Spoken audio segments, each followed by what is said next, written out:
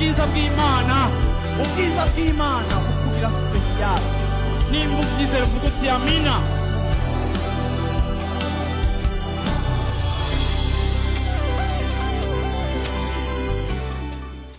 No munsi ndagomba kuvuga ku ijambo rijanye no gukura canke ku ijambo rijanye n'icipfuzo c'Imana ku buzima bwacu ko dukura.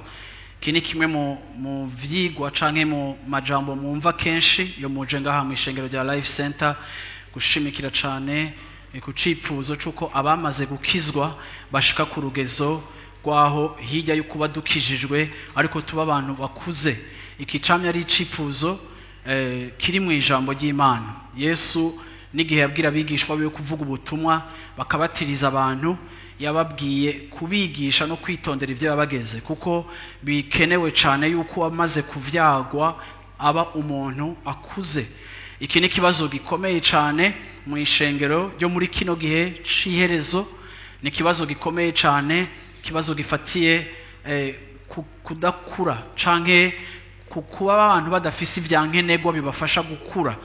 Rero uno munsi muri kino gitondo ndashaka kuganira namwebwe kuri iri jambo. Hari igihe amajambo amwe aba afise uburemere mu nsobanuro yayo canke mu nsiguro yayo, kuko usanga bisaba ko umuntu asobanura akamanyura, kandi ndabizi yuko kwa Mungu ntitumenyereye ko dukora mu buryo bwa classe canke ku munsi wa Mungu. Hari igihe bitaba vyoroshe, nta mwigisha n'umwe yigisha ari mu ishuri ryari ryo ryose, yaba ari muri primaire canke yaba ari muri secondaire. Iyo umwigisha ariko arigisha, kenshi yigisha abana bafise niveau imwe. Yari karigisha mu wa kane muri école primaire, abasupoza yuko hari ibintu abana bize mu wa gatatu n'ivyo bize mu wa kabiri, kandi abasupoza yuko hari ibintu batahura. Hama yashika mu wa kane agashika agira ko akabigisha, kubera abaza ati ubu bumenyi barabufise, naho hariho uwa mbere n'uwa 200, ariko niburi ivyo bize mu biharuro canke ivyo bize mu yindi matière yari yose bisa nibingana, agashika bandanya. Kimwe mu bintu vraiment mpora nsaba mpwemu yera amfashe iyo numva mfise ijambo nkumva umenga rirafise ukungene rimeze, banumva mfise isengesho mu mutima ryo gusaba mpwemu yera ngo adufashe kwigira hamwe, kuko biba bitoroshe. Muri eglise hari abantu batangana, muri eglise hari abantu batanganya gukura, ugasanga abantu kuko bataba bangana, iyo uriko urigisha uba wipfuza nk'umwigisha ko umuntu wese aba impliqué mu byo uri kuratanga, Imana iba yashize mu mutima wawe. Ariko rimwe ukagira impungenge bifatiye ku rugezo rwa bamwe n'abandi bwo gutahura ibiba biriko biravugwa, bikagutuma uba mu mutima wo gusenga.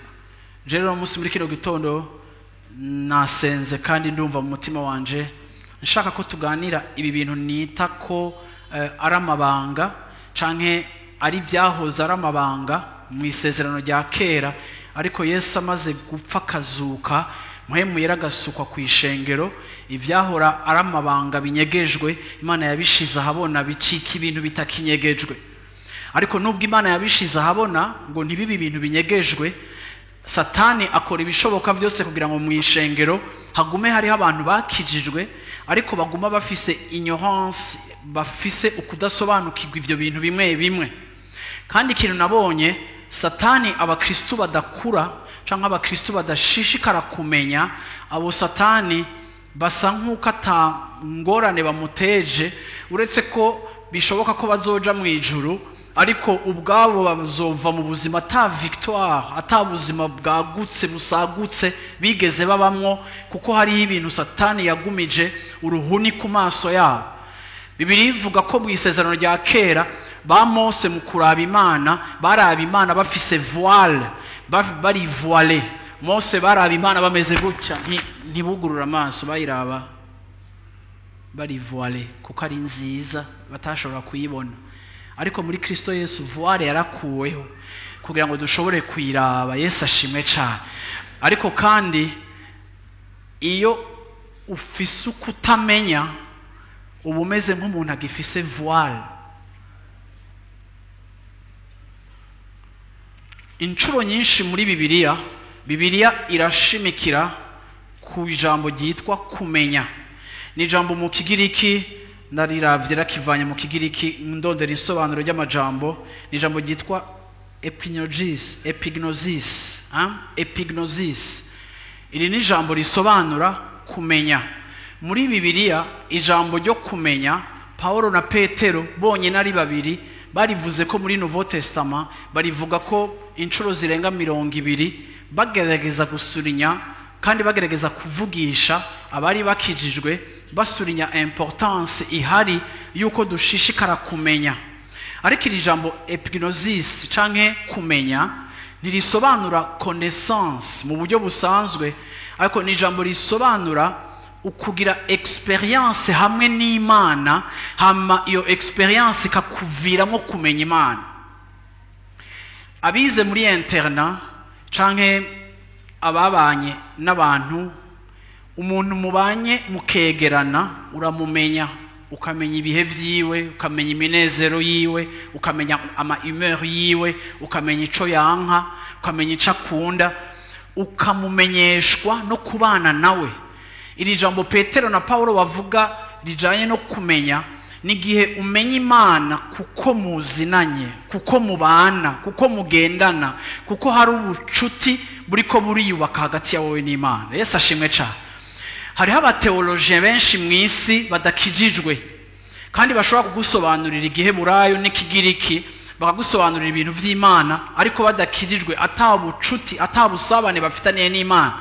Iyi connaissance ndiko ndavuga ni connaissance iva mu kumenyana n'Imana. Yesu ashimwe cyane, hama ikazana impinduka mu buzima bw'iwawe.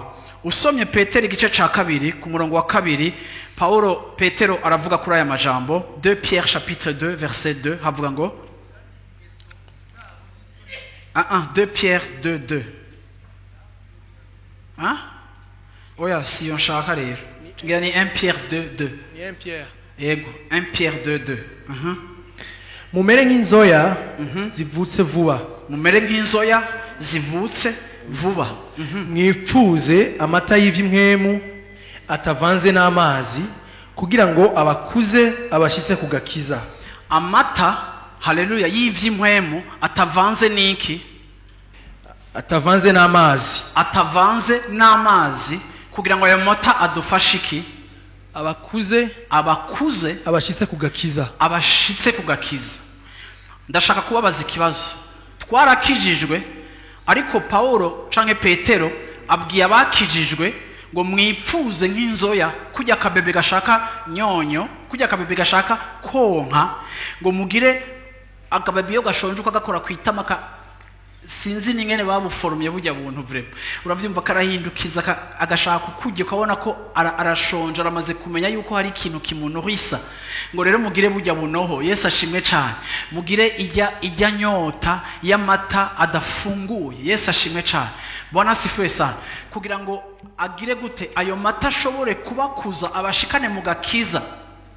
Uyu munsi si yo suje yanje, ariko mwibuke yuko mwaramaze gukizwa, ariko ijambo ribe exhorta kugira inyota yo kugaburirwa n'Imana kugira ngo mukure, hama mumaze gukura ngo bibashikane au salut. Et pourtant twese turazi yuko agakiza twagahawe kubw'ubuntu, kubwo kwizera Yesu Kristo. None iyi forme ya salut Petero ariko aravuga niyihe? Ko ataragakiza ko kwakira Yesu. Iyi forme ya salut nugukira no kubohoka kw'imishaha yacu kuva kugukura. Bisobanura ngo umuntu adakuze hariho dimension ya victoire ubuzima bwiwe butagenderamo. Nico gituma uzobona umuntu ari muri confusion akubwira ati je maze imyaka nkijijwe ariko ibintu byose bambwira ntavyo mbona. Nuko gukizwa bidahagije, ariko tugomba gushishikara dufise inzara nk'umwana muto wo guhabwa aya mata kugira ngo aya mata y'ivy'imwemo ashobore kudukuza. Yesu ashimwe cyane. Hama tumaze gukura turengane nivo zimwe zo kuba abantu baneshwa. 2 Pierre chapitre 3 verset 18 havuga ngo ariko mukurire mu buntu bwa Yesu Kristo umwami wacu n'umukiza. Haleluya. No mukumumenya. Icubahiro kibe iciwe ubu gushisa umunsi utagira iherezo. Haleluya. Yesu ashimwe cyane. Mukurire mu buntu bw'umwami wacu Yesu Kristo, bw'umwami wacu Yesu Kristo. umwami n'umukiza wacu, Haleluya. no mu kumumenya. Croissez dans la grâce et dans la connaissance de notre Seigneur. Ni ukuvuga ngo tugomba gukura, haleluya, mu buntu, kandi iyo dukuze mu buntu, Yesu ashimwe cyane, haleluya, bifise implication yuko tunakura mu rugezo rwo kumumenya. Rero ndashaka kubabwira no munsi muri kino gitondo ngo Nouveau Testament irinsista cyane ku kintu cyo gukura, kuko hariho ibintu bidashoboka kubona mu buzima bwawe utari umuntu akuze mu Mana. Amina. Bwana asifiwe sana. Amen. Petero wa mbere mu gice cya kabiri cya Petero, 2 Pierre chapitre 1 verset 1. Simoni Petero umushumba wa Yesu Kristo kandi intumwa yiwe, ndabandikiye mwebwe abahawe ukwizera kw'akabura rugero kungana no kwacu, muguheshejwe no kugororoka kwa Yesu Kristo, niwe Mana yacu n'umukiza. Verset 1. Yesu ashimwe. Petero yandikira aba bantu yababwiye ikintu nshaka ko mubona muri verset 1. Ndashaka iyi chapitre tuyugurure gushika ku maverse ari imbere gatoya. Simoni Petero, intumwa ya Kristo, abahawe ukwizera nk'ukwacu gufise ikiguzi nk'icacu, biciye mu kugororoka, haleluya, k'umwami wacu Imana yacu ari we Yesu Kristo. Petero ni umuntu tuzi ko kenshi yagiye yiyadresa canke akora igikorwa cyo kuvugisha kenshi abantu batizera mu gihe ciwe. Petero cyo kimwe na Paulo, ariko Petero abikora ku Bayuda. Ariko iki gitabo ca kabiri ca Petero acandikiye apana abantu abari bo bose, ariko acandikiye abari barakijijwe. Aravuga ngo abo dusangiye ukwizera, kandi twese twahawe ukwizera canke twese twacunguwe. Bwana sifuye sana. Nous avons en partage une foi de même prix que la nôtre. Yesu ashimwe cyane. Yidentifia n'abakijijwe mu kuvuga ngo turasangiye ikiguzi c'agakiza catuzaniye mu gakiza. Ni ukuvuga ngo iyi chapitre ya kabiri ya Petero ariko avugisha abantu bakijijwe. Bwana sifuye sana. Abakijijwe muri ngaha, Yesu ashimwe cyane. Haleluya. Amina. Acarabandikira ku murongo wa kabiri, aravuga ngo ubuntu n'amahoro bigwire muri mwebwe, ubuntu n'amahoro bigwire muri mwebwe, mubiheshwa no kumenya Imana neza na Yesu umwami wacu. Mubiheshwa no kumenya Imana umwami wacu. Yesu ashimwe cyane. Amina. Ni Imana yacu. Yesu ashimwe cyane. Amina. Que la grâce et la paix vous soient multipliées. Ubuntu n'amahoro bigwire mu buzima bwanyu. Ubuntu n'amahoro bigwire mu buzima bwanyu. Hariho ibintu Imana ifise icifuzo muri kino gitondo, muri kino gihe cyose ku ishengero ryayo. Imana irafise icifuzo yuko ubuntu n'amahoro bigwira mu buzima bw'abantu b'Imana. Iyo tuvuze amahoro tuvuga akaruhuko ko mu mutima, peu importe ama situation y'ubuzima bwawe buriko buracamwo, ariko ukaguma ufise amahoro atasobanura ko udafise ibibazo, ariko ukaba ufise amahoro afatiye yuko uzi neza yuko Imana yawe ihari kandi Imana yawe iri on control. Yesu ashimwe cyane. Ivyo bikaguha amahoro. Bwana sifuwe sana. Aravuze rero ngo amagire, aravuga ati ubuntu n'amahoro bigwire. Icifuzo c'Imana uno musi muri kino gitondo ku muntu wese yicaye hano hantu, icifuzo c'Imana nuko ubuntu n'amahoro mu buzima bwawe bigwira. Imana ntiyipfuza kuvyongereza ko, Imana ntigomba gukorera muri principe ya addition, kuko tugiye muri principe ya addition 5 plus 5 égale 5, 5 plus 3 égale 8, ariko ufashe 5 ukayimultiplier na 5 uronka 25. Ni ukuvuga ngo Imana igomba gukorera muri principe ya multiplication. Imana igomba kugwiza amahoro, Imana igomba kugwiza ubuntu bwayo mu buzima bwawe. Kandi iyo tuvuze ubuntu bw'Imana tuba tuvuze ugushobozwa, abilité, uravyumva, capacité, renforcement iva ku Mana kubikwerekeye muri domaine izo arizo zose. Nimba uri umuvyeyi, nimba uri umurongozi, nimba uri umukozi, nimba uri umuntu ameze gute, icifuzo c'Imana, Imana iragomba kumultiplier ubuntu ku buzima bwawe, kandi Imana iragomba kumultiplier ku buzima bwawe amahoro. Yesu ashimwe cyane. Amina. Rero akavuga ngo ivyo Imana iragira gute? Iragomba kubigwiza. Hari ibintu byinshi mu buzima twe twibaza yuko turiko turabisengera tubisaba Imana, tukasaba Imana nko kumenga Imana ntishaka kubikora. Ariko ndaje kumenyesha umunsi w'ikino gitondo ngo Imana iragomba kugwiza ubuntu bwayo ku buzima bwawe, Imana iragomba kugwiza amahoro mu buzima bwawe. Haleluya. Yesu ashimwe cyane. Amina. Uno munsi muri kino gitondo ndagomba guserebra Imana ya multiplication, Imana igwiza. Yesu ashimwe cyane. Imana ico yaduhaye, Imana atari umugumu, Imana itaguye ngo ejo naraguhaye, ariko Imana iguha uyu munsi, ahubwo ejo ikagwiza ico yaguhaye muri domaine z'ubuzima bwawe bwose. Haleluya. Uhora harashaka kugwiza, ariko uburyo bwonyene Imana imultiplier, uburyo bwonyene Imana ikoresha mu kugwiza, ivuga ngo iragomba kumultiplier par la connaissance. Nukuvuga ngo sinshobora kugwira birenze ivyo nzi, sinshobora kugira ubuntu buruta connaissance mfise, kuko yaba ubwo buntu yaba ayo mahoro, uko ndushiriza gukura mu kumenya Imana, Yesu ashimwe cyane, epignosis, uko ndushiriza kuba nsobanukiwe Imana mu busabane, ijya connaissance, ijya information kubijanye n'ici Imana iri, ijya information mfise kubijanye n'amaboko y'Imana, ijya information mfise kubijanye n'amasezerano y'Imana, ijya information mfise kubijanye n'ubwenge bw'Imana, ijya izokwama iza mu buzima bwanje, igwiza ubuntu kandi yongera igwiza n'amahoro. Kuko ikinteye amahoro si situation extérieure, ariko ikinteye amahoro ni ihishurirwa, ni epignosis, ni ingene nsobanukirwe Imana icirico, kigatuma imibereho yanje iba affecté.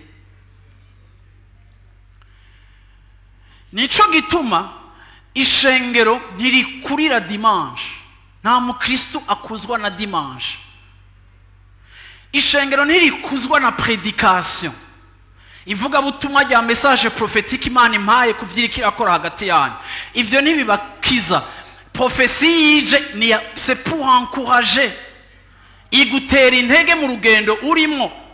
Ariko prophétie ntiguha matière, prophétie ntiguha connaissance, hamanga iyo connaissance igwize ubuntu canke igwize amahoro. Urashobora kwakira ubuvugishwa ugahezagirwa, ariko wasohoka hajya Satani akaguteza ibibazo, akazana ibihuhusi, ugasubira ukahoplonja muri depression yawe, kuko prophétie itagukuza. Haleluya. Ariko kumumenya ivyo navyone bigira gute? Imana irabigwiza. Imana iripfuza ko mugwira mu kuyimenya. Nico gituma ngomba kukubwira ngo ntushobora gutungwa na culte ya dimanche. Ariko mu ministère Imana yaratanze ingabire yo kwigisha. Iyo ngabire yo kwigisha niyo ngabire ifortifia ishengero, niyo ngabire ikomeza fondation, bigatuma etage yoba etage, kuko abantu bari fonde ku bintu biri inébranlable, ibintu bitanyiganyizwa. Ministère pastoral ntishobora kugukuza, kuko twege turakurabisha ijisho tukabona ivyo ukeneye tukaguhimiriza, ariko kandi ntidushobora kwaporta ico kwigishwa bishobora kwaporta mu buzima bwawe. Iyo wakijijwe ntushishikare gukura ubumeze nk'umuntu yapfuvye, ubumeze nk'umuntu processus yiwe itashishikaye. nico gituma muri uno mwaka wa engagement cyangwa umwaka w'ivyemezo mugomba gufata ivyemezo byose bikenewe kugira ngo mube abantu bakuze, kuko aho niho hantu honyine mushobora ku experimenta ivy'Imana isezerana byose. Haleluya. Amasezerano yose niko yatanga, ariko urashobora kuba utayazi, siko? Aha rero akavuga ngo icyifuzo no kumultiplier. Yesu ashimwe cyane. kandi Imana ishobora kubasesekaza ko ubuntu bwose, Et Dieu peut vous combler de toutes sortes de grâces. kugira ngo murushirize gukora ibyiza byose mufise ibibahagije muri byose. Alléluia. Amina. Afin que possédant toujours en toutes choses de quoi satisfaire à tous vos besoins, vous ayez encore en abondance pour toute bonne œuvre. Icyifuzo cy'Imana ni uko Imana igomba kubamara ubukene bwanyu bwose, yaba ubukene bwo mu rwego bw'iby'impwemu, yaba ubukene bwo mu rwego bw'iby'umushaha, yaba ubukene bwo mu rwego rw'iby'ubuzima. Imana iragomba kubasatisfeza, Imana iragomba kubamara ubukene bwanyu bwose, ngo kugira ngo iminsi yose mwame mufise ikigira gute, ikibamara ubukene mu byo mukeneye byose. Iyo ndiko ndasaba Imana ngo imakazi, cyangwa ndiko ndasaba Imana iterambere kanaka, iyo ndiko ndasaba Imana kubohoka, simba ndiko ndayigora. Ariko Imana ishobora kugukombra toutes sortes de grâces. Ni ukuvuga ngo izi grâce cyangwa ubu buntu bwo mu buryo bwose ni ubuntu bukuvura dimension zitatu zawe zose. Nta gisata cyawe kikugize Imana inegrija, ariko icyifuzo cy'Imana, Imana igomba kugukombra, haleluya, par toutes sortes de grâces. Haleluya. Jewe biyonda navyiyumviriye ndashobora gushuha hari n'ibyo ntarabona, kuko kumenya ko ishaka kubikora nkacamenya ko idafise utuboko tugufiya, ariko ibiboko byayo ni birebire kandi bishika hose. Ibi byonyine biranyubaka, kuko ncamenya ngo besoin zanje zose, haleluya, Imana iragomba kuzikombra par toutes sortes de grâces. Haleluya. Bwana sifiwe sana. Hariho n'abantu bavuga ngo baratubwiye ngo dukwiye gukorera Imana, ngo ndiko nimvira gukorera Imana ko ngo iyo udakorera Imana ntiguhezagira. Reka nakubwire, ntitunakorera Imana kugira ngo iduhezagire, ariko already icyifuzo cy'Imana ukivyagwa ukinavuka nuko Imana igomba kugukombra par toutes sortes de grâces. Ntitugura Imana, ntitugura umugisha wayo, ariko Imana iragomba kutugirira neza kugira ngo itumare ubukene bwacu bwose, ngo imaze kutumara ubukene bwacu bwose ngo tugire byose mu musesekara, kugira ngo tumaze kugira byose mu musesekara dushobore no gukora igikorwa cyose cyo guhezagira abandi. Ndaje kubya muri kino gitondo ngo projet y'Imana irakurengeye. Yaravuze ngo nzoza, kandi naje ngo intama zanje zironka ubugingo, ziburonke busagutse. Imana iragomba kukugirira neza, kandi ikagomba ngo kugira neza kwayo ku buzima bwawe. Haleluya. Uronke byose, odela y'ukuronka byose, iragomba kukumara ubukene bwawe bwose ku rugezo rwaho ivyo uronka en abondance, nawe utangura gucika réponse ku bandi bantu. Ni point 5 ya mission yacu. Ntidushobora kwempakta amahanga, ntidushobora kwempakta ikibano igihe natwe ubwacu tutabanje kuba aba beneficiaire b'igikorwa cy'Imana, tumaze kuzuzwa igikombe cyacu kikuzura, then kigatangura kigasesekara. Hama aho gisesekariye rwaruzi rugatransforma, rwaruzi rugahindura ibintu, abantu bagakira ingwara, abantu bakabohoka, kuko bahuye n'ishengero rya Kristo ryagiriwe neza n'Imana. Yesu ashimwe cyane. Ariko Satani nta cyifuza afise ko ibyawe bishika mu rugezo rw'umusesekara. Nico gituma aragusamaza kubijanye n'ivy'impwemu, kugira ngo niburi wowe uzostruggling umaze 30 mu gakiza, ukigwana n'utwaha twawe, n'uduprobleme twawe, n'udukonflit twawe, n'udutiku twawe, ugasanga tout le projet de Dieu mu buzima bw'umuntu ituruna autour de lui-même comme la terre tourne autour du soleil. Umugambi w'Imana kuri wewe urakurengeye wewe. Je suis d'accord kuri kurasaba ngo Imana iguhe fiance, ariko ivyo Imana iguteguriye birarengeye fiance. Yesu ashimwe cyane. Ugomba no kuraba no gutangura guprojecta odela y'ukumara kumuronka, mbega ni wanamubona ibikurikira bizogenda gute. Yesu ashimwe cyane, kuko urarashaka kudukombra par toutes sortes de grâces. amina. Imana ishimwe cyane. Uranyumvaga muntu w'Imana? Uriko uranyumva? Haleluya. Rero kuri uyu murongo wa kabiri avuga ngo ubuntu bw'Imana n'amahoro y'Imana bibabemwo bigwijijwe no kumenya. Haleluya.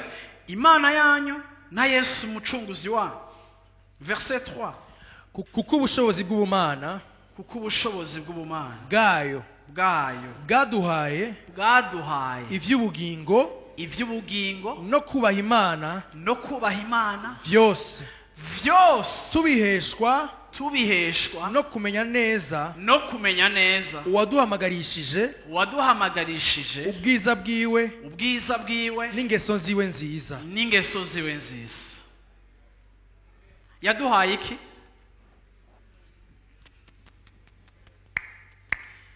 Haleluya. Ndashaka tubivuge duhagaze. Munyihanganire, Yesu ashimwe cyane. Va muri iyo ntebe yawe. Iri jambo turivuze rega yaratugabiye. Yesu ashimwe cyane. Numva no compose indirimbo ivuga ngo yaratugabiye. Haleluya. Yarangabiye. Imana yarangabiye. Wala. Yesu ashimwe cyane. Fiston subiramo aho hantu tubivuge nk'abantu badeclara, nk'abantu bari devant le trône, nk'abantu bagaze imbere ya Satani n'abadayimoni bikugwanya byose muri kino gitondo. Uhagarare imbere tuvuge ico yaduhaye iki. Come on. kuko ubushobozi bw'ubumana bwayo bwaduhaye iby'ubugingo no kubaha Imana byose tubiheshwa no kumenya neza. Stop. Vuga uti no kumenya neza. Tubiheshwa niki? Nibiki biduha? Nibiki kumenya neza biduha? Ubushobozi bw'ivy'ubumana byose n'ivyo kugororoka byose tubikura muki? Donc tutazi neza ntabyo dushobora kuronka, ariko yarabiduhaye, ariko tugomba kumenya. Tutamenye ntituronka, ariko tumenye nukuvuga ngo hari ibintu tudashobora guhabwa tutamenye.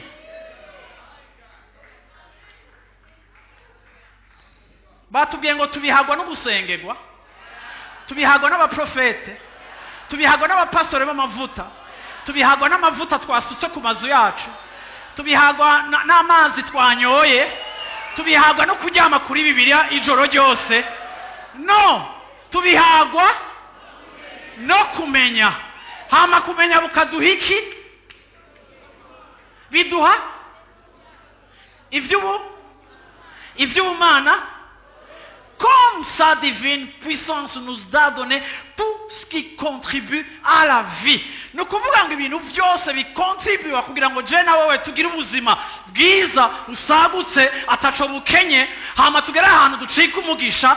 Sa divine puissance nous a donné. Ni ukuvuga ngo Imana muri Kristo Yesu muri twebwe yaravyenstaye nk'uko mu mashini wenstara programme bagaca bavuga ngo télécharger, bagaca bavuga ngo installer, bagaca bavuga ngo haleluya done, wabihejeje, byamaze kwinjira. Hatabayeho guklikinga no guteresharja no kuvyenstara ukavuga ngo biba installer muri document canke biba installer muri apana muri corbeille, bakavyenstara quelque part. Hagomba kubaho kugira gute installation.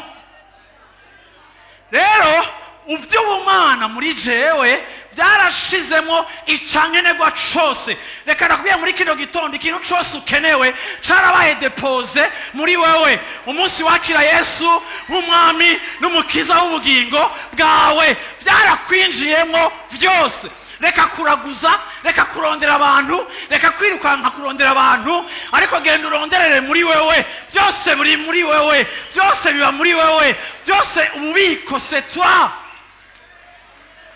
Haleluya. Amastoka ari ngaha, Yesu ashimwe. Amastoka ari ngaha, Yesu ashimwe.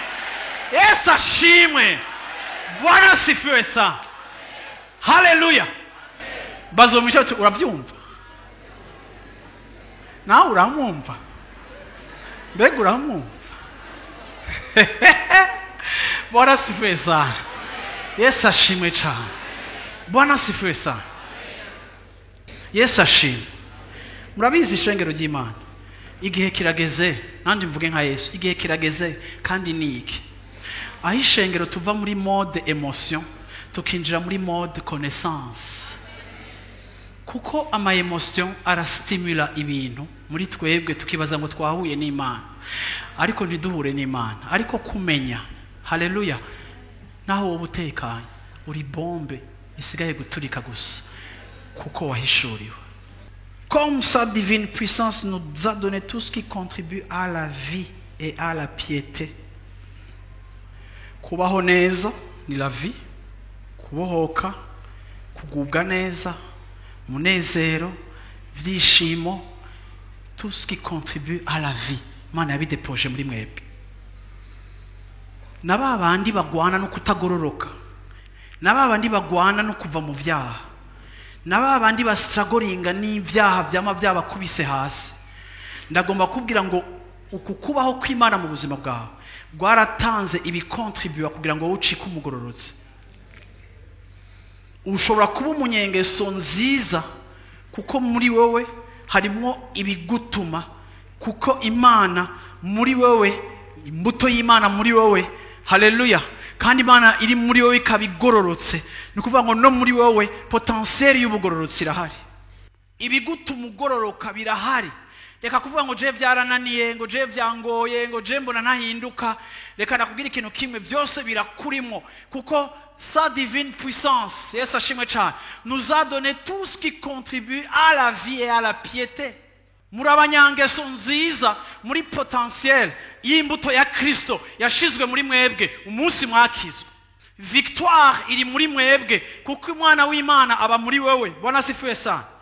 Iyo ubona utari kurakura canke iyo ubona absence ya development mu buzima bw'iwawe, uhora wibaza ngo nta cakoretse, uhora wibaza ngo nta bihari, kuko urira ukabona nturi kuragira ama progrès. Ariko ndashaka uno munsi muri kino gitondo kuvuga ngo ibintu byose Imana yabidepoje mu buzima bwawe, yabidepoje. Umviriza, akamere k'Imana muri twebwe ni nka semence. Yesu ashimwe cyane. Umugabo uravyumva arafise imbuto, tuje muri biology gato, umugabo afise imbuto, yahuye n'umugore, umugore afise ikihajya. Iyo sperme z'umugabo zihuye na ovule, Yesu ashimwe, haba hacabiki. Fecondation. Okay. Haca haba sivyo. Hama muri iyo mbuto siko ikiri muri forme iri embryonnaire, buhoro buhoro ibintu bigatangura, amasomene, iminsi, ibintu bikagira gute, ibintu bigatangura, wa mwana agatangura akevuriwa ku masomene, akevuriwa kuonya, agataba akaba umwana agize gute, akwiye, yuzuye, akaba umwana. Ingene ujya mwana azoba, ko azoba ari umwana w'inzobe, biri muri ijya mbuto nyene. Ko ujya mwana azoba ari muremure, biri muri ijya mbuto nyene. Ko ujya mwana azoba afise ubugange no kugira gute, biri muri ijya mbuto nyene. Yase iri kombine n'ivya mama, melange kikora. No kuvuga ngo muri ijya mbuto byose itekeyemwo icujya mwana azodovena. Ikina abavyeyi bazoba basigaje kumenya no kuzomenya ko azovuka ari umuhungu canke ari umukobwa, ariko muri ijya mbuto ni package irimo ibintu byose bifise ngeno rya mwana azoza ameze. Ko afise mashware igenda gutya, uravyumva, ko afise ibigohe vyinshi, ko afise ururenge runini, uko azoba ari kose biri muri ijya, ariko ni imbuto. Ariko iyo mbuto kugira ngo ujya mwana afate forme avuke tumubone, byatanguye ari ibintu bitari develope. Imbuto y'Imana muri wewe mu buzima bw'iwawe, Yesu ashimwe, igihe wakira Yesu Kristo, imbuto ya Kristo yinjiye mu buzima bwawe. Kandi imbuto ya Kristo ntiyinjiye mu mushaha wawe, imbuto ya Yesu Kristo yinjiye mu mpwemu yawe. Nico gituma Bibiliya ivuga ngo nous avons été régénérés, kuko impwemu zacu zari zarapfuye.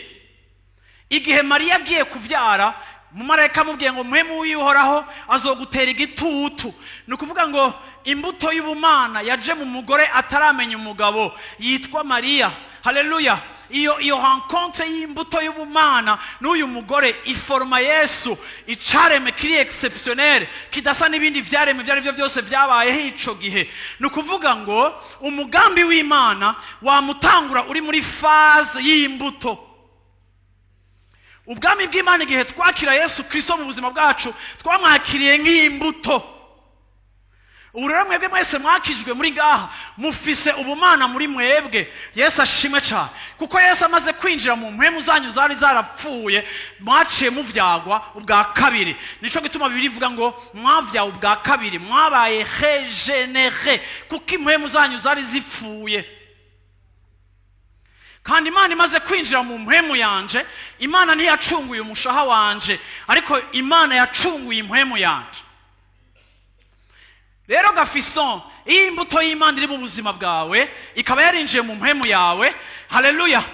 Ibiri passagère, ibiri terrestre bihura n'ibiri divin. Bona sifuye sa. Bihuye n'ibiri divin, Yesu ashimwe cyane, biri divin cyangwa ibiri divine.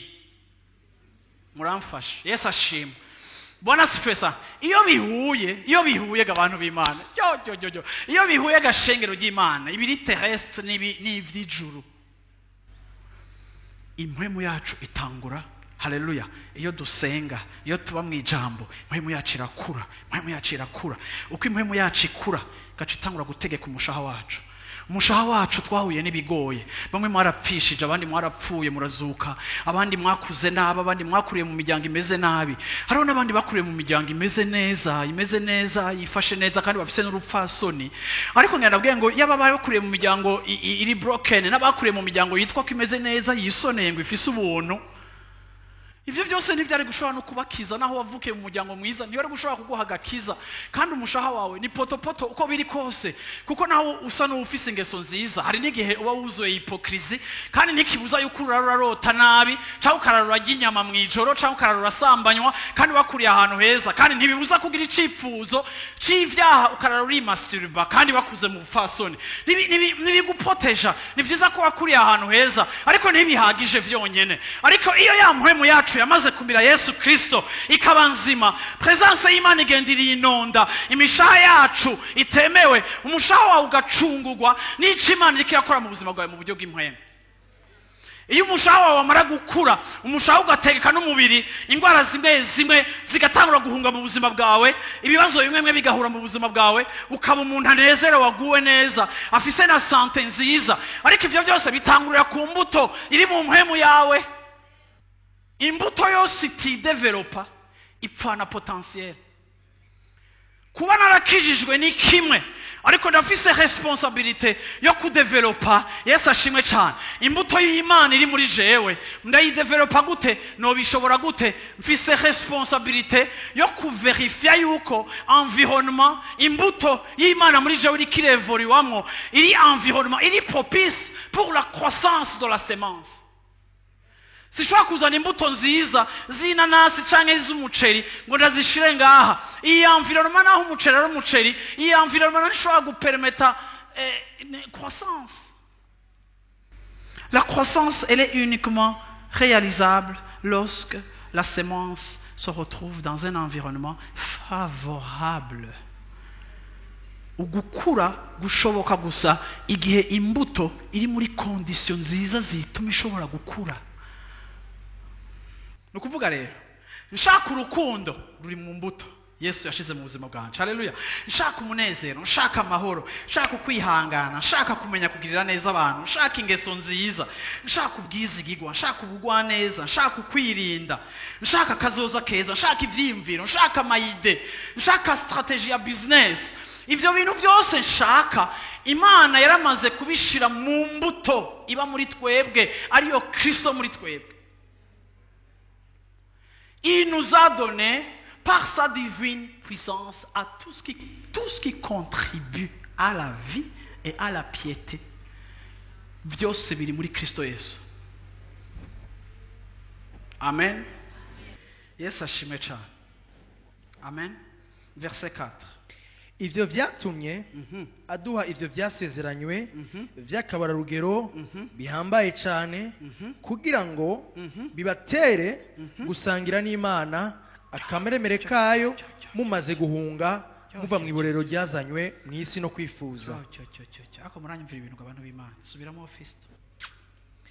Ivyo vyatumye aduha ivyo vyasezeranywe, icatumye aduha ivyo vyasezeranywe vy'akaburarugero, ivyasezeranywe apana vya mwensheri, vy'akabura rugero bihambaye cane, bigize gute?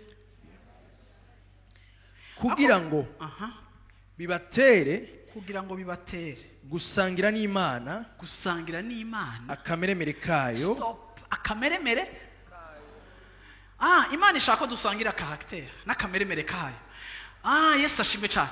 Nkuko bantu b'Imana byaduteye kugira gute gusangira n'Imana akameremere? Kubera ko Imana ishaka ko dusangira akameremere kayo. Kubera ko Imana ishaka ko dusangira akameremere kayo. Ako kantu gafisto kambi kuko Imana ishaka ko dusangira akameremere. Kubera iki? Mereza hajya ahantu. Akameremere kayo. Umviriza. Participant de la nature divine en fuyant la corruption qui existe dans le monde. Ni ukuvuga ngo nature yacu ya vrai turabakorombi. Twese ngaha turamabandi yaje gusenga. Amwe ari officiel ari officieuse. Ako twese turi korombi. Niko Bibiliya ivuga. Kandi Imana ideclare ko kiri impure kiba kiri impure. Ukuranyumva? Ni ukuvuga ko twebwe ingene twakuze, ingene twabaye, uko turi nk'abana b'abantu kubera Adamu na Eva, nature yacu iri corrompue. Turi babi. Hari abantu bahora bafata umwanya munini wo gukonvenka abantu ko ari beza. Reka ndaguhebuze burya wewe nturi mwiza. Ushobora kwitwa kuri mwiza comparé aux autres, ariko tukuzanye muri reference ya Kristo uri mubi. Nico gituma eglise atari kibanza c'abantu bari parfait. Eglise ni kibanza c'aba imparfait. Ariko baza kubwirirwa ubuntu bwo guparticipa kuri nature divine, bagatangura kugira kamere kubumana. Haleluya. Bakagenda baba beza. Ariko niba bababwiye ngo ni beza, bazoca bavuga ngo icubahiro ni c'Imana. Ngo uri mwiza, ngo uri umuntu mwiza. Imana yabwa icubahiro. Ni Yesu yabikoze, siko nahora. Haleluya. Haleluya. Amina. Yariko muce muntu umuntu aciye abiposeda ngo bari barabimbariye. Ni poto vraiment yonya vraiment afise problème spirituel. Yesu ashimwe cyane. Bwana sifiwe sana. Muriko muranyumva? Amina. Imana yaduhaye ibintu bikomeye, amasezerano akomeye, kugira ngo kubgayo masezerano akomeye natwebwe ducika abantu basangiye n'Imana akamere. Bwana sifiwe sana. Abafise akamere k'Imana bari ngaha. Yesu ashimwe cyane. N'abaraye mu igafe ariko bakijwe. Yesu ashimwe cyane. Ndagomba kukwibutsa yuko utakiri wa undi wa kera, ariko wowe uri uyu mushasha yahamagariwe agatumirwa kuba umuparticipant kuri nature divine. Tumeze nk'umugore yarakenye akubititse aronka umugabo afise ibyankenerwa byose, amuvana mu ishamba, amugira umuntu, amushira habona. Yesu ashimwe. Ico yacitse yagicitse kubera uwo wubakanye.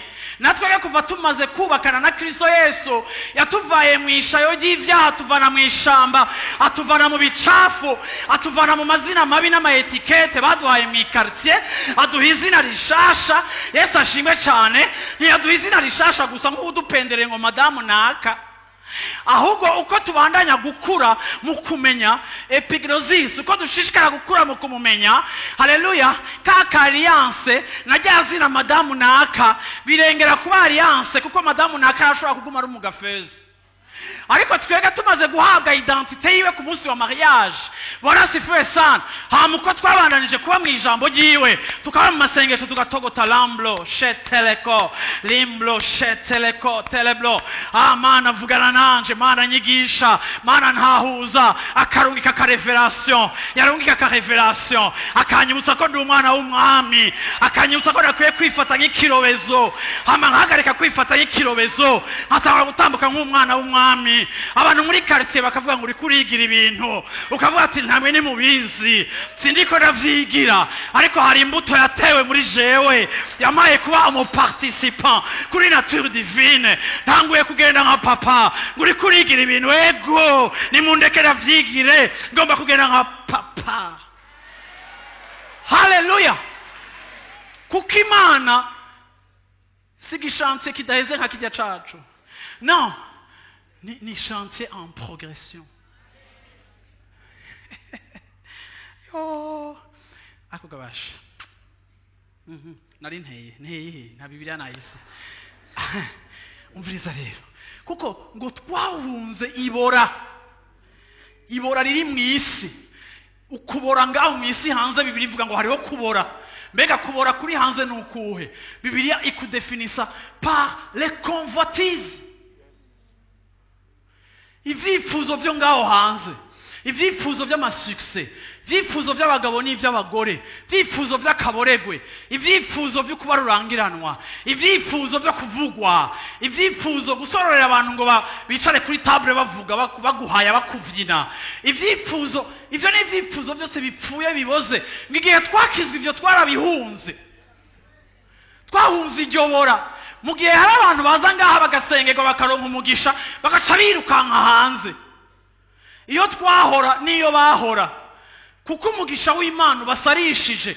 Ariko mu bisanzwe umugisha w'Imana ntudusubira mu byo twadashwe, ntudusubiza mu iborero ry'isi. Ariko umugisha w'Imana utuhaprosha davantage ku Mana, tukabaho devable, ahubwo tugacika bayo kurusha uko twarabaye umunsi wa mbere.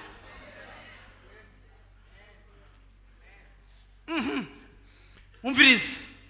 Nuko rero umuntu wese iyo ari muri Kristo Yesu aba ari icaremwe.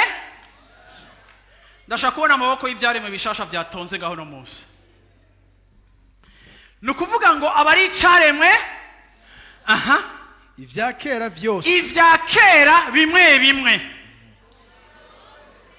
ivya kera bimwe biba bihise. Ivya kera byose biba bigize gute? Bihise. Ehe, byose biba bicitse bishasha. Kuvaho nakirijwe byose byacitse bishasha. Hariho décalage hagati y'ico Imana déclare spirituellement na temps ya réalisation yacu matériellement. Umunsi nakizwa sinari nahindutse mu ngeso zose, ariko uko nashishikaye kujana n'Imana, ihinduka Imana ya produije mu mpwemu byagize influence kuhinduka ritarakoreka mu buryo bufatika. Hama nca ngenda mba conforme y'icyabaye spirituellement, ngenda nemerera Imana kwigishitsa mu mushaha wanje, hama kirashika no mu bikorwa byanje. Abantu bacavuga ngo shangwe yego yarakijijwe, ariko ugikizwa baguhaye amasomene, baguhaye amezi. Nubu hari abantu baheruka gukizwa bafise ubwoba bwo kugwa. Reka nakubwiye muri kino gitondo ngo ntaho uzoja. Naho bakuvugishwa ko ngo hangujya ngo ujya ngo n'umubandi ngo yabonye umudada ngo yabonye ifaranga ngo agize gute, babwira uti naribonye. Kuko byose muri Yesu birahari. Yesu ashimwe cyane. Ariko kubera ukijijwe ibya kera byose byaheze, byose bibaye bishasha. Mu mwaka umwe abantu bazobona uruyundi muntu. Abahora batakuzeza amafaranga niwe uzoyabika Gatarina. Yesu ashimwe cyane. Kubera iki muntu w'Imana Gatarina X nuko ivya kera byose byagize gute? Vyara ehera byose bicitse. Yesu ashimwe cyane. None kubera iki bicitse bishasha? Nuko haleluya, hari impwemu y'Imana, hari imbuto y'Imana yinjiye mu mpwemu yawe. Bwana sifiwe sana. Amina. Vuga uti yaduhaye impwemu nshasha. Yesu ashimwe cyane. Impwemu yiwe nshasha ipenetra mu mpwemu yacu yari yarapfuye atavyizigira ifise. Haca harabaho explosion, le plus grand mariage, haleluya, de la saison. Nigihe nakira Yesu nk'umwami n'umukiza w'ubuzima bwanje, haleluya. Iyo shoke yigafe na shoke ya divinite ikikreya jewe. Yesu ashimwe cyane. Nimba unkunda urumbwira ko unkunda kandi murankunda kandi ndavyumva. Yesu ashimwe cyane. Ariko kandi ni Yesu yabankundishije. Yesu ashimwe cyane. Ibi ni resultat ya mariage. Iyo duhura kera ni wari kunkunda, wari kwiruka. Yesu ashimwe cyane. Bwana sifiwe sana. Bwira umwicaye uti umviriza, uri w'agaciro kurusha uko ubyibaza no kubitahura. Yesu ashimwe cyane. Haleluya. Amina. 1 Pierre chapitre 1 verset 23. 1 Pierre 1 23 havuga ngo 1 Pierre 1 Pierre 1 23. kuko mwavyawe ubwa kabiri parce que vous avez été régénérés, mutavyawe n'imbuto ibora non pas par une semence corruptible, ariko mwavyawe n'imbuto itabora mais une semence incorruptible. Nishobora kuvangwa, nishobora une semence incorruptible. mubiheshejwe n'ijambo ry'Imana Mwabiheshejwe n'iki? Ijambo ririho rigahoraho ririho rikagira gute? rigahoraho. Je ndakunda ijambo, je ndakunda ijambo. Haleluya. Twabiheshejwe n'iki? Twabiheshejwe n'iki? None hari ijambo ryoguha ikintu utaritahuye? Hari ijambo ryoguha ikintu utaritahuye? No. Bwana sifiwe sana.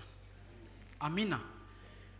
Imbuto itabora, vuga uti imbuto itabora, ari ryo jambo rizima, riri permanente kandi ni iry'Imana.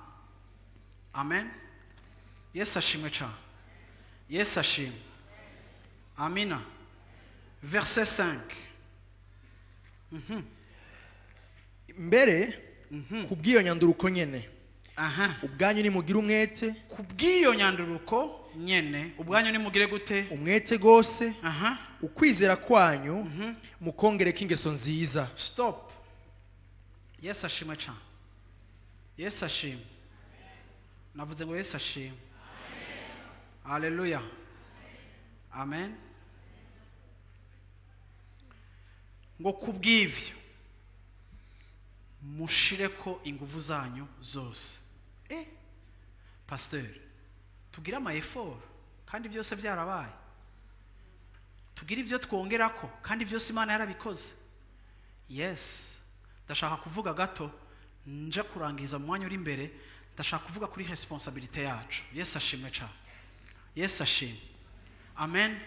Dufise uruhara rwo kugira effort. Akavuga ngo mugire effort zanyu zose. Mbarizo mwicaranye uti urakoresha effort zawe zose kugira ngo ukure mu gakiza. Mumbarizo uti effort zawe ziri hehe? Shakanda atakubajije umubwire uti ko tutavugana. Kora série de prière yatanguye 2 minutes ya série de prière. Nakubarire aragira effort kugira ngo akure mu gakiza. Siko hariho effort muri somene yawe, mu ndwi yawe hariho effort ufunisa ko atakubaza. Ega ndabona batavugana. Hajya hariho abantu bamwe sibo babonye ndatanza akakanya kugira bavuge kuko bafise byinshi bovuga kuko hari kiriko kiraba. Hariho akigoro, hariho ukwitanga kuri ko kuraba. Ariko rero nabandi acaguma araba imbere araba jewe, reka rero mpore kugira umuvugishe ntimwigire mu muko muranyumvirize kamore. Abantu 2500 bariko baravuga amajwi ameze gucyane. Reka ndeke kubambarasa. Yesu ashimwe cyane. Uracara umushitsi ntuzohava usiba, sinama ameze gucyonya. Ariko reka ndakubwire ngo faites tous vos efforts pour joindre à votre foi la vertu. None ko Imana yabikoze byose, hari ibindi je nsubira kandi kujoindre, de joindre, kuravyumva hari ibindi jewe nsubira gukora ko batubwiye ko byose birimwo tout ce qui contribue à la vie, ko batubwiye ko imbuto y'Imana iri muri twebwe. Yes. Kubera imbuto ni imbuto nyene. Imbuto ifisemo rya zuru ya wa mwana, imbuto ifisemo ya matwi y'amashami ya wa mwana, imbuto ifisemo ya mashware ya wa mwana, imbuto ifisemo bwa bugangi bwa wa mwana. Ariko imbuto idahuye n'iyindi mbuto cyangwa imbuto itagiye muri environnement iri favorable izokwama yitwa imbuto. Muriko muranyumva? Iyo mvura igume igarukiye hakwere. Mike urashaka kumpa akarorero je nshaka gutanga gatoya ndabafashe gutahura imbuto. Vuga uti imbuto. Haleluya. Bwana sifiwe sana. Amina. Haleluya. Duhamagariwe yuko haleluya dufatanya. Umviriza, ndashaka kuvuga ngo iyi mbuto ya Kristo iri muri jewe ntishobora gukura ntakoze ibi bintu indwi ngira ndangirizeko vuga uti ibintu 7 haleluya bituma ijya mbuto Imana yashize muri twebwe ikura vuga uti 7 Yesu ashimwe cyane haleluya bona sifuye sana so icyo shaka kuvuga ni iki ndashaka kuvuga guti iyi ni jus siko iyi ni jus concentré iyi jus concentré ntibayinywa gutya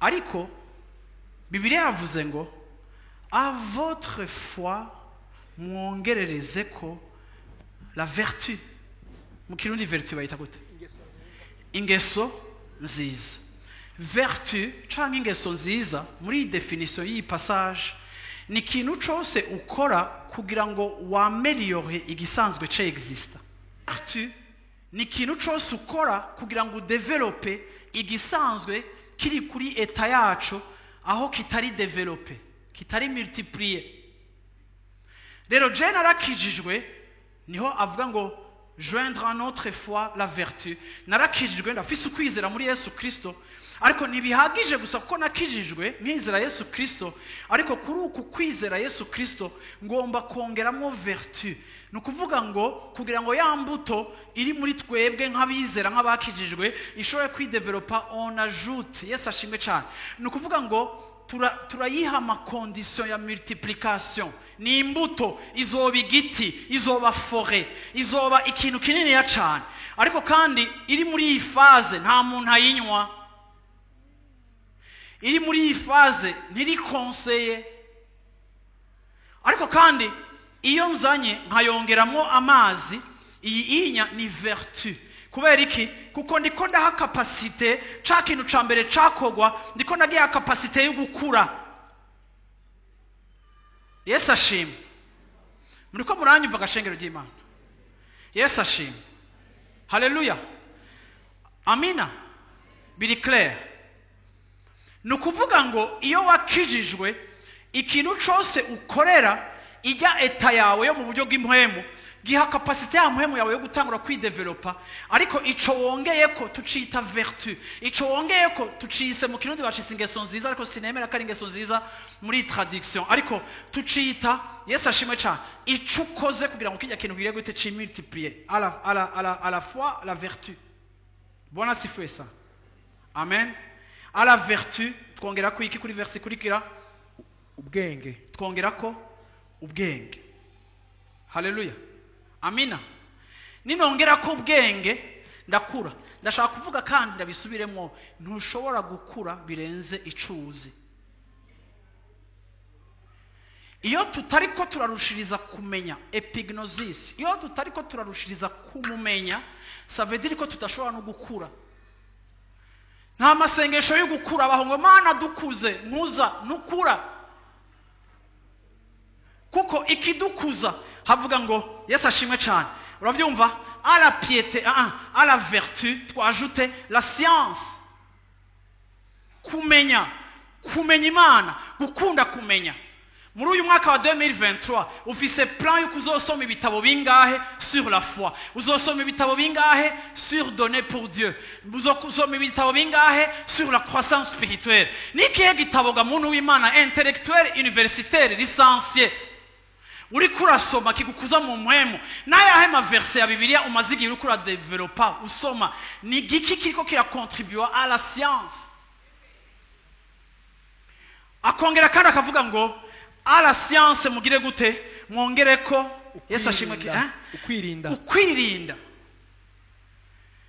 igihe mbaye tante ndatahura ko ngomba kwirinda kuko kwirinda ça fait partie y'ibintu bituma imbuto yanje igwira uko nirinda ya mbuto muri jewe irakura igatrouva place kuko kwirinda kuriko kura créer les conditions favorables à la croissance de ma semence turaza gutesta iyi jus ku muntu umwe mwumve ko iyi jus yakuze uritegura Yesu ashimwe cyane haleluya amina navuze gute ukugira gute ukwirinda mu gifaransa bakoresha ntibavuga kwirinda bavuga la tempérance burya tempérance n'umuntu adasamara, n'umuntu ari focus, n'umuntu kuva akijijwe azi yuko ubuzima bwe buko bakurikira Yesu Kristo. Arafise amasifle menshi y'abahungu n'abakobwa hirya no hino, y'ababandi hirya no hino, psi tujana aha tugire gute, ariko ari focus. Bijya bintu arabishaka ariko ntavyo agendamo, bijya bintu arumva vyifuza ariko ntavyo agendamo. Kubera iki? Afise temperance, afise capacité yo kwigumya. Kubera iki? Kuko ari focus. Iri jambo rikoreshwa ku ba athlete. Umuatlete naho mubwira ngo Usain Bolt, I love you, ariko ariruka arashaka ngo really ntaca yinuka ngo kuyambire. Oya, yiruka sprint, ari muri 100 metres, ari muri 200 metres, naho muvuga ngo muramukunda, avyumva nk'amayeko shwa ama affection de la vie. Ndashaka zo kwifotoza, my son love you, nyogokuru wanje ntashaka gupfata kubonye, ariko ivyo byose nahavyumva. Afise temperance, afise maîtrise, ego affection n'amasuccès arabishaka, ariko nibimusamaza kubera afise kwirinda, kubera ko objectif yiwe c'est de gagner la course. Ni byashoboka akagukora muri tribune akaguterera amayo yiwe, araza kubigira ngo akwibutse ko yumvise ico wavuze, araza gusinyira autographe ariko ntaza kuyisinya ataraheza kwiruka. Amen. Mwanyumvise? Yesu ashimwe. Abariko barabasifre Yesu ashimwe. Barizo bishate nibiki biko biragusifra? Umaze iminsi hehe? Nibihe bigezweho? Birashushe, c'est chaud. En ville, c'est chaud. Hein? Ibiri chaud byose aho hanze nibiri chaud. Kuko je deja ndi chaud. Uravyumva? Ndi occupé, ndi possédé, ndi habité. Yesu ashimwe cyane. Par une autre forme de chaleur. Yesu ashimwe cyane. Izo vraiment ndafise maîtrise yo kuzikontrola. À la tempérance, on doit ajouter, patience. Alléluia, la patience. Iri jambo patience canke kwihangana, nta na rimwe bakoresha patience umuntu ari mu muyondi. Ni bande bazi umuyondi? Abana bashasha. Yesu ashimwe cyane. Nta muntu numwe babwira patience iryo jambo ryamari kurikirana n'ikibazo. Sivyo abantu b'Imana. Hari umuntu ari muri olala yakubise frappe ya mamiliyoni, baca babwira ngo abe patient. Imisi yose patience ni jambo riri associé n'ingorane, kandi patience ni camwa camwemu. Haleluya, amina. Vuga uti kwihangana. Mbega bihanganisha nde? Bihanganisha umuntu yagize gute? Yabuze mwihangane. Bihanganisha umuntu ahomvye mwihangane. Bihanganisha umuntu ahejeje guhura n'ikibazo, wihangane, wifate, wigumye. Imana izosohogira neza. Iri jambo kwihangana niyo umuntu w'Imana azi kuba patient, akavuga ngo umugabo azoza, umugore azoza, akazi kazoza, sindira kuryamana n'umuntu kugira ngo ndonke akazi, Imana yanje n'umunyamugisha, nitamba akazi muri 2023 izokama muri 2024, ariko sinja jewe kukorompa nature yanje kugira ngo ndonke akazi, kuko ibiri mu isi yose biri mu maboko y'Imana yanje. Reka nkene uyundi mwaka umwe, ariko ndafise patience. Ndashobora kujya igitiritiri, ndashobora kujya intoki, ndashobora kuba ndahekenya stilo, ariko nkihanganira umwanya wanje wo kuzobona Imana. Hariho patience, ni camwa camwemu yera. Mu gihe gikwi Imana izobikora. Bibiliya abandi bakakubwira ngo abantu bagusize nibansige. Umviriza n'umwami Ahabu yarasize Eliya, ariko naho umwami Ahabu yasize Eliya, Eliya yazananye n'umukogote, azana n'umuriro w'Imana, aramudubura kandi undi ari ku mashara, ariko muhemu yari aramwirukansa aramudubura. Kuko Imana ivyemeye uca imbere y'abagusize. Navuze ngo Imana ivyemeye urarengana abari baragusize. Nisho gituma twega abantu b'Imana turihangana, bikagora tukihangana. Abandi bakavyita kwihagararako, si kwihagararako, ariko turihangana kuko turihanganishwa n'uwo mwami twakiriye, akadushoboza kubicamo neza, kandi tukahakura ivyigwa, tukanaremesha abantu bafise situation nk'izacu. Wowe urigira ibintu, wasindigira ibintu, nshobora kukuremesha kuko ndazi ivyo uri kuracamo. Dute kucakangaye ibintu biko birakoreka, kakabuto karasunika, bimeze nka fertilisant. imbuto barayiha umwambiro bakagiye guteka agatangwa kagasohoka, agashami kambere kagasohoka, agafe kagasohoka. Ni ukuvuga ngo bijya birungo, bijya ujya mwambiro, sibyo bashiramo, bijya bintu bashiramo, ijya mvurigwa, ibi byose biraza bikayistimula. Natwe ikintu gikuza imbuto ya Kristo muri twehebwe. Yesu ashimwe cyane. Ni ibi Petero ariko aravuga ngo muvyongereko, arongera kandi aravuga ngo à la patience ajoutez quoi? Ajoutez quoi? kubaha Imana. La piété, kubaha Imana. Yesu ashimwe cyane. À la piété ajoutez quoi? Gukunda bene data. Gukunda bene data. Ngira ndangirize ku bintu bigoye. Vuga uti gukunda bene data. Vuga uti gukunda bene data. Iyo uri kuraca mu bihe byawe bigoye, iyo uri kurabaho ubuzima, Bibiliya ivuga ngo kugira imbuto yawe ikure ni ukwidentifya mwene so musangiye rimwe na rimwe n'ikibazo ukamugirira neza. Ni bande no musumira kino gitondo bakeneye amahera? Nanje ndimo menshi cyane. Abakeneye amahera amaboko yawe. Bibiliya ivuga ngo ko keneye amahera fata yufise uyahe mwene so. Identifya mwene so afise ikibazo mwicawe umugirire neza. Yesu ashimwe cyane. Kubera ntuhombe opportunité ni mundindire munsi amaze vraiment kuko namava mutamidiedme. Igihe ndi muri besoin niho hantu hambere mba ndi mu kibanza cyo gutahura ingene iyo besoin ibabaza amagufa. Kuko rero ndi mu gihe cyo gutahura kwiyi besoin ibabaza amagufa, nkaca mbona undi mwene data afise besoin nk'iyanje, ndi mu kibanza ciza cyo gutahura kwico kintu agikeneye, nkaca ndakimuha. Tugirira neza abantu, apana ko ibyacu byose bigenda neza, ariko tugirira neza abantu kuko duhawe gutahura icyo ari cyo kuba muri besoin. Je hari ubukene Imana yancishijemo mu buzima, madamu arabizi n'abatuzi barabizi, ariko n'ubuzima nagiriye muri mariage bw'ingorane ntigeze ngira mu buzima bwanje, ariko bwaraforjeje muri jewe sensibilité ku bibazo by'abantu, ku buryo jewe ni definisa nk'umuntu akemura ibibazo by'abantu. Aho ngeza ndakemura ibibazo by'abantu, aho ngeza ndafasha abantu. Ariko kandi iyo sensibilité yabaye develope igihe nanje nari muri besoin. Kuko ibibazo bimwe bimwe birasaba kubicamo kugira ngo utahure bene so babicamo, kuko nawe byagusizemo imvune. Yakobo yagenda acumbagira ko yasizwemo imvune n'ubuzima yabayemo. Natwe hari imvune zadusigayemo, sinzi ko ari ucumbagira nk'uku kwanje, ariko hari imvune, hariho trace z'ibyo twaciyemo, kandi izo trace z'ibyo byaciyemo nizo zidevelopa sensibilité ku by'abandi bariko baracamo.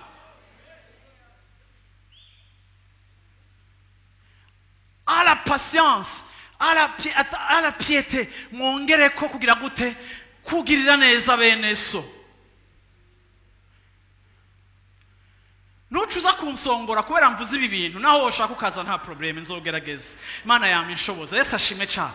Ariko kandi ndashimira Imana ko nagize ingorane kugira ngo zinyigishe ko izo ngorane zibaho, kandi kugira ngo nkogwe ko n'uzifise wundi azoza imbere yanje no mu myaka 30 iri imbere.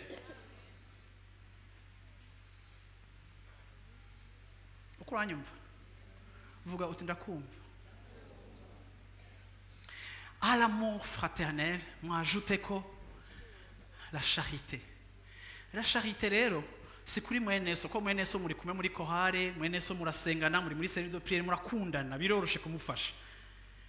Ariko iyo bivuze ngo la charité ni gihe tuja kugirira neza umuntu tutanakunda.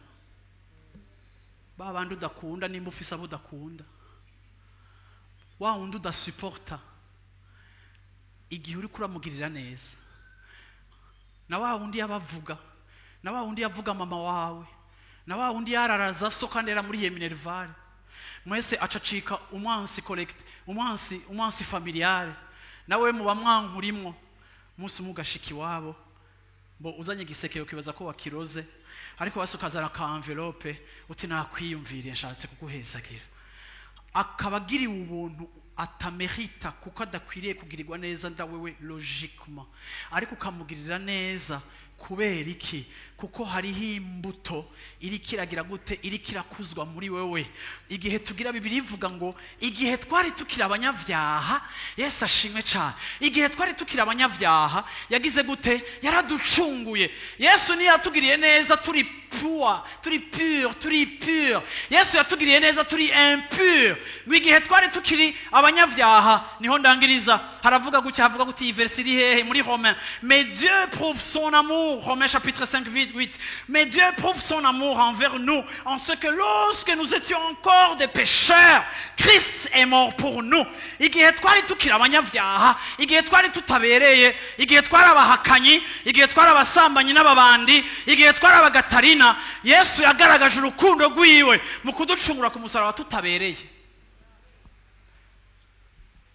Mwibuke ko ikiriko kirakura muri twebwe ni imbuto ya Kristo, kandi uwo Kristo ashobora gukunda abanyabyaha akabapfira ku musaraba. Nawe iyo ukunze abanyabyaha ukabagirira neza batamerita, Yesu ashimwe cyane, kakabuto karakura.